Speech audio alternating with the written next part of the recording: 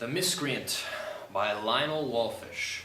Horace Tyler was an evil man, an insidious man, with an inner copious bile that seemed to ooze from the very presence of his aura. At 68 he possessed an impressive, lean, and angular figure, but therein lurked a person of such vile self-loathing, a man capable of manifesting calculated harm, always choosing his victims from among those he considered weaker than himself. His motivation? The simple pleasure derived from seeing those close to him squirm uncontrollably, as if speared, harpoon-like, in an unexpected moment of calm.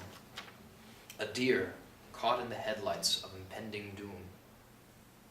Most of Horace's machinations would take time in the doing, sometimes months, and in some cases, years. But there were exceptions. The on-the-spot devastation, an ugly comment, delivered at just the right moment from a darted tongue, clearly intended to cut and wound. It was Horace's plan in life to wreak havoc on others, in order to deal with his own unbridled, seething self-hatred. The bite, when he first felt it, was scarcely more than a slight inconvenient itch, a pinprick, ever so discernible, beneath a heavy layer of gray-black forearm hair. A minor irritation in the scheme of things.